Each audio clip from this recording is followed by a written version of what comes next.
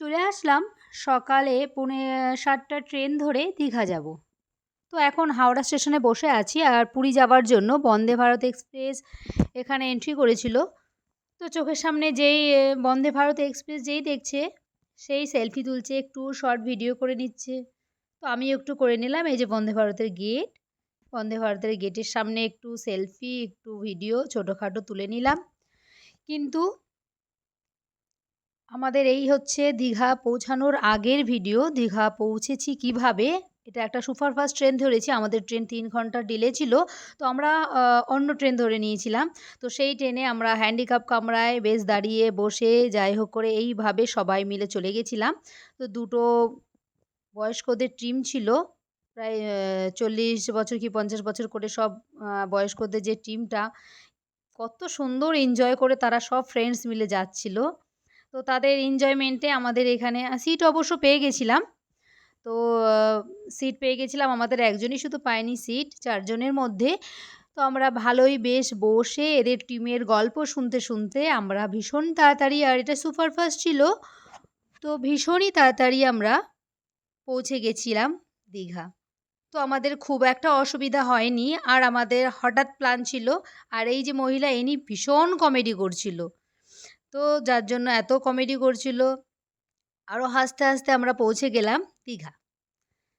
তো দীঘার সামনে ব্যানারটা পেলাম, ফটো তুলব না তা কি হয়, তো ফটোও তুলে নিলাম। তো এখান থেকে আমরা হাঁটতে হাঁটতে আমার অনেকবারই যাওয়া আছে, কিন্তু বেশিরভাগই গিয়েছি, এত সেলফি ভিডিও ফটো তুলিনি। এবার সব থেকে বেশি তুললাম। এবার দীঘা স্টেশন থেকে আমরা বেরিয়ে গেছি, বেরিয়ে গিয়ে হোটেল বুক করে হোটেল থেকে ডাইরেক্ট সমুদ্রে চলে এসেছি। আর তার মাঝখানে আর ফুটেজ নেইনি। তো মেন আমাদের যে দর্শনীয় স্থান সেটা হচ্ছে এই দীঘা। আর এই দীঘাতেই আমাদের অনেক রিলস, অনেক ভিডিও করার ভীষণই শখ ছিল। তো সেই শখ পুরোই পূর্ণ করেছি। আমার আবার এই ঢেউগুলো দারুণ লাগে। বিশেষত আমার সমুদ্র থেকে পাহাড় বেশি ভালো লাগে, কিন্তু পাহাড় পছন্দ করে এরকম মানুষ ভীষণ কম দেখা যায়। সমুদ্রই বেশি মানুষ পছন্দ করে, যার দরুন আমার সমুদ্রতেই বেশি আসা হয়। বিশেষ করে কাছে পিঠে দীঘা বলে দীঘাটাই বেশি আসা হয়। আমার স্কুল লাইফ থেকে আমি দীঘাতে এসেছি, তো দীঘাতে প্রচুরবার আসা হয়ে গেছে। কিন্তু এত চান কি এত টাইম সমুদ্রের পাড়ে কোনোবারই থাকতে পারিনি। তার কারণ হলো, যখন এসছি খুব এমন এসছি উইন্টার সিজনে, উইন্টার ভ্যাকেশন যখন স্টার্ট হয়েছে সেই টাইমে সবাই যখন নভেম্বর ডিসেম্বরে পিকনিক করে, পিকনিক টাইমে বেশিরভাগ এসেছি। তো সেই সময় তো মানে চান করা দূরের কথা, পা ভেজাতে ইচ্ছা করছিল না। আর এই সি বিচে বেশি টাইম থাকলে মানে কান ঠান্ডা হয়ে যাচ্ছিল, মনে হচ্ছিল যে একদম সোয়েটার পরে যেন পাড়ে বসে থাকলে ভালো হয়। তো সিচুয়েশন এরম লাগতো। আমি একটু শীত কাতুরে, গরম যাহা করে আমি সহ্য করে নিতে পারি, বাট ঠান্ডা আমার মোটেই সহ্য হয় না। তো যখনই এসছি হালকা হালকা ঠান্ডা হালকা গরম এরকম এক সময়ও মাকে নিয়ে এসে গেছিলাম, কিন্তু তখন ওরকম ভীষণ শীত লাগছিল। তো ফাইনালি আমরা ভীষণ পরিমাণে চান করব আর ঠান্ডা যেন না লাগে, তো আমরা চলে এসেছি ভীষণ গরমের টাইম। আমি বুঝতে পেরেছি এই গরমে সি বিচের হাওয়ায় ঠান্ডা তো লাগবে না, দারুণ আরাম লাগবে। তো এতটাই ভালো লাগবে বলে আমি এই গরমে চলে এসেছি বিচে। আর সত্যিই তাই, এত গরমে চলে এসেছিলাম বলে মানে এই সি বিচে যে হাওয়া অল টাইম অনবরত যে চলতে থাকে, সে হাওয়াতে মোটেও ঠান্ডা লাগেনি, বরং ভীষণ ভালো লেগেছে। যে তুখোড় রোদ, সেই রোদটা গায়ে লাগতে দেয়নি। তো ভীষণ ভালো লেগেছিল। আর বেশ কয়েক ঘন্টা ধরে মোটামুটি 1:30টায় নেমেছিলাম। তো সি বিচ 1:30টা থেকে নেমে আমরা প্রায় 4:30 পর্যন্ত এখানে ছিলাম। পাক্কা 3 ঘন্টা এখানে আমরা থেকে তারপরে আমরা রুমে ফিরে গেছিলাম। তো ততক্ষণে ভীষণ এনজয় করেছিলাম, আর সবথেকে এনজয় করেছিল বাচ্চারা। তো এই বাচ্চা 2 জন আমার অঙ্কু সঙ্গী পেয়েছিল খেলার, আর ভীষণ খেলাধুলা করেছিল। আর এত খেলাধুলা করেছিল যে ওর আশা যেন পূর্ণ হয়ে গেছে। এতদিন এসছে ঠান্ডা লেগে যাবে সেই ভয়ে তুলে, তুলে নিয়ে গেছি। তো এইবার অত ভয় পাইনি কারণ গরমে সহজেই ঠান্ডা লাগে না অঙ্কুর, এই ব্যাপারটা আমি জানি। আর এত গরম, এত গরমে আমিও থাকতে পেরেছি এবং অঙ্কুকেও রাখতে পেরেছি। যার দরুন ভীষণ পরিমাণে চান হচ্ছিল আর ঢেউগুলো তো দারুণ দেখার মতো। তো বেশ এই ঢেউগুলো, হাওয়াগুলো উপভোগ করছিলাম। আর আমাদের সেলফি, রিলস যা, যা ইচ্ছা আমরা সব করছিলাম, আনন্দও ভীষণ করছিলাম।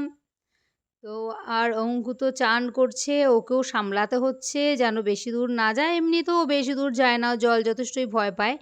কিন্তু স্রোত মাঝে মধ্যে ঢেউ তো বেড়ে যাচ্ছিল। তো ওকে আবার আমার ফ্রেন্ড টেনে নিয়ে আসছিল। তো ও পাড়ে, পাড়েই ভীষণ খেলছিল।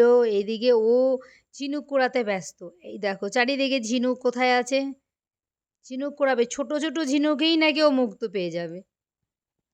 আমরা জানতাম বড়, বড় ঝিনুক আছে, সেই ঝিনুক খুললে মুক্ত পেলেও পেতে পারে। তারপরে এই ছোট্ট, ছোট্ট ঝিনুক কুড়োচ্ছে। ও ভাবছে এতেই মুক্ত পাবে। বাড়ি পর্যন্ত অবশ্য বয়ে নিয়ে এসেছিল আর এত গন্ধ ছাড়ছিল আমি তো বললাম ফেল তাড়াতাড়ি।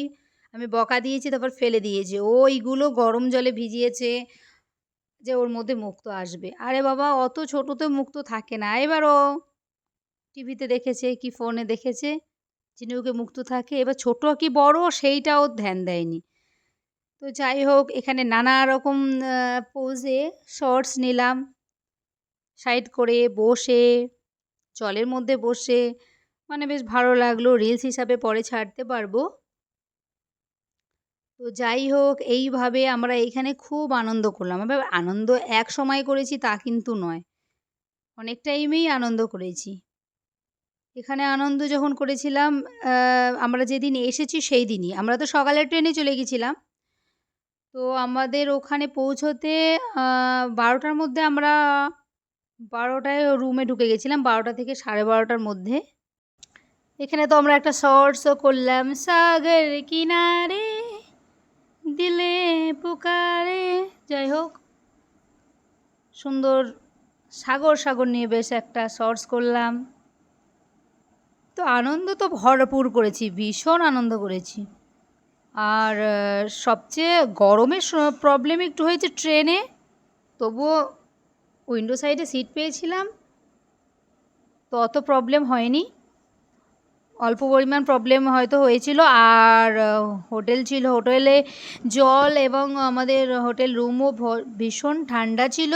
তো তাতেও কোনো প্রবলেম হয়নি এবং খাবার দাবার সব কিছু আশেপাশে ছিল। তো কোনো প্রবলেমের চিন্তাই ছিল না। আর হাওয়া তো ভীষণ পরিমাণে চলছে। আর সেই হাওয়াতে রোদ গায়েই লাগেনি। তো সকাল সন্ধে মনে হচ্ছে খাওয়া দাওয়ার একটু রেস্ট আর বিচে গিয়ে বসে থাকি। সেই বিচের হাওয়ার জন্যই মানে এই গরমে যেন আমার যাওয়া। তো ভীষণ, ভীষণ পরিমাণে আনন্দ করেছি, ভীষণ খুশি হয়েছি।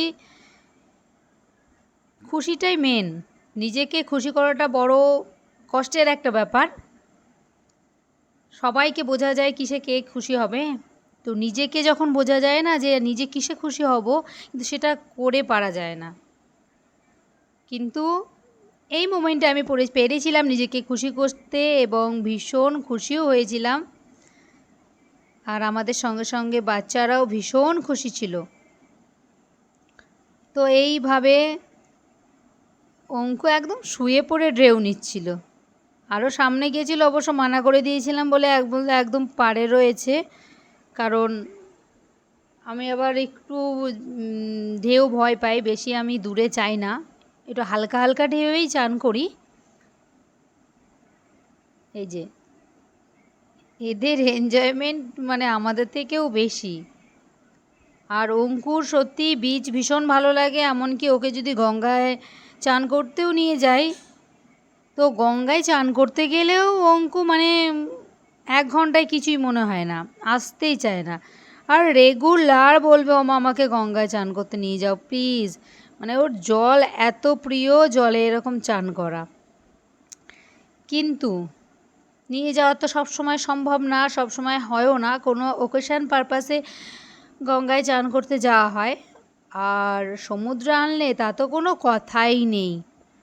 তো আমি মনে মনে ভেবেই রেখেছিলাম এত যেহেতু গরম, এত গরমে আমি বাধা দেব না, চান করুক, যদিও জ্বরজারি সেরকম হয়, কিছু প্রবলেম হয়, আমি বাড়ি গিয়ে সামলে নেব। তো যাই হোক, সবাই মিলে আমরা আমাদের টিম এখানে সেলফি তুললাম, ভিডিও করলাম, ভীষণ আনন্দ করলাম। আর অঙ্কুর তো মানে টাইমই নেই যে ফটো তুলবে কি ভিডিও করবে, ও আমাদের সাথে সামিল হবে, ওকে বকে বকে নিয়ে আসা হচ্ছে। তো ভীষণ আনন্দ করেছি, কিছু বলার অপেক্ষা রাখে না। আমাদের আনন্দ কতটুকু এটা দেখেই বোঝা যাচ্ছে যে আমরা কতটা আনন্দে ছিলাম। আমরা রুমে এসে মানে খাওয়া দাওয়া করেই একবারে বেরিয়েছিলাম যে মানে খাওয়ার জন্য যেন তাড়াতাড়ি রুমে ফিরতে না হয়, এমন যেন না হয় যে খাওয়া হয়নি এখনও, তো গিয়ে খেতে হবে, গিয়ে হোটেল বন্ধ করে দেবে, খাবার দাবার পাবো না, তো এখন না গেলে হবে না। তার জন্য আমরা কি করেছিলাম, সব কমপ্লিট দিয়ে এসেছিলাম যে এরপরে এখানে চান যখন হয়ে যাবে, চান করে আমরা সোজা যখন রুমে যাব, রুমে গিয়ে চান করেই ঘুম দেব। এবার ঘুমিয়ে যদি ইভিনিংয়ে উঠতে পারি, তবে ইভিনিংয়ের যে আমরা মেলাটা হয় বিচের পাশে, ঘুরবো মেলায়, মাছ ভাজা খাবো এবং সি বিচের হাওয়া নেব, উপভোগ করব। তো তার জন্য আমাদের তাড়া বেশি ছিল না, ওর জন্য আমরা এখানে টাইমটা অনেকই দিতে পেরেছিলাম। আর টাইমটা বেশি দেওয়ায় এখানে বেশ মজাই হয়েছিল। আমি একটু লেখালেখি করলাম, যদিও ঢেউয়ের পাশে লিখলে ওটা ভালো লাগতো, যে ঢেউয়ের কাছে লিখতাম ধুয়ে চলে যেত, বাট আমি একটু দূরেই লিখেছিলাম, অবশ্য ওটা ধোয়নি। আর এখানে নানা রকম আমরা তো পোজ দিতে ব্যস্ত, আমিও দিচ্ছি, আমার বান্ধবীও দিচ্ছে।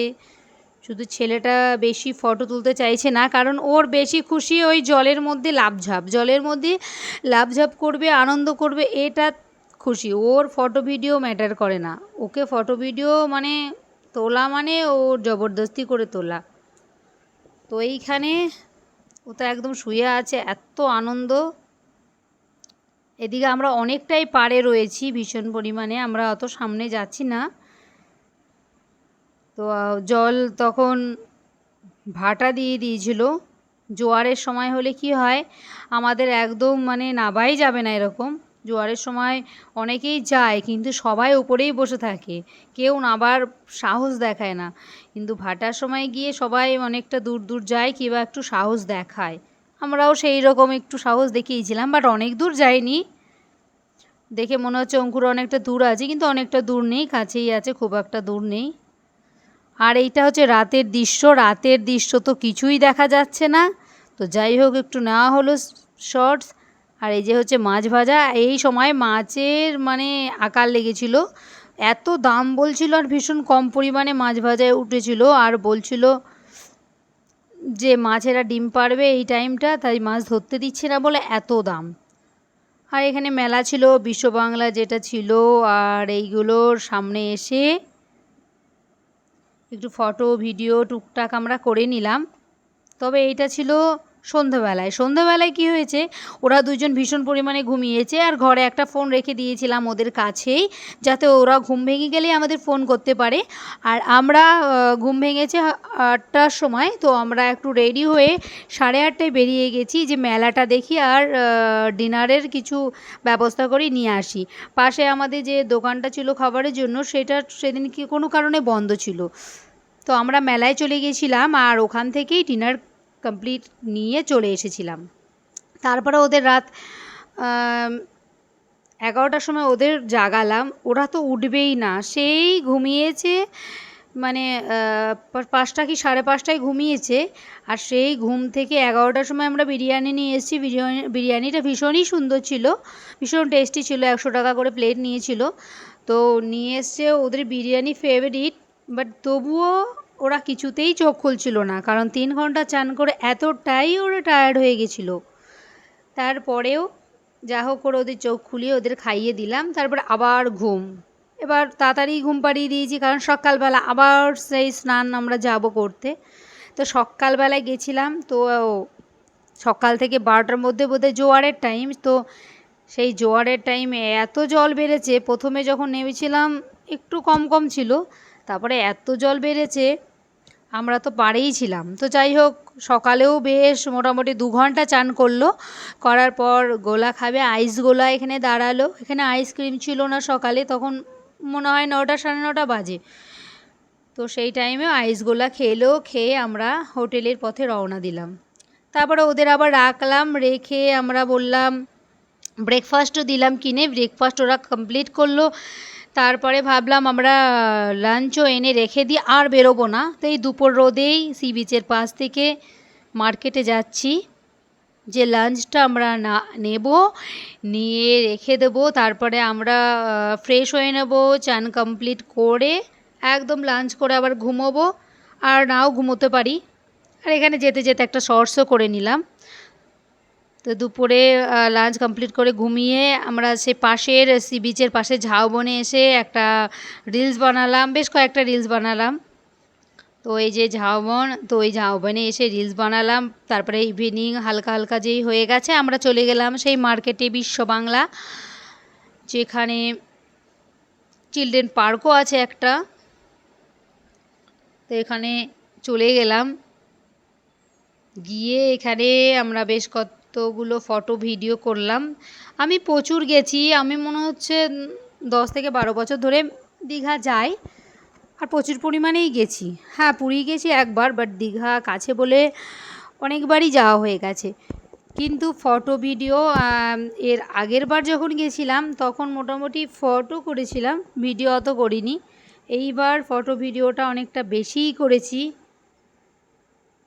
তো ঘুরি ফিরি, স্মৃতি তো কিছুই থাকে না, ভাবলাম একটু স্মৃতি রেখেই দিই, তাই বেশ কিছু শর্টস ক্যামেরা বন্দি করে নিলাম।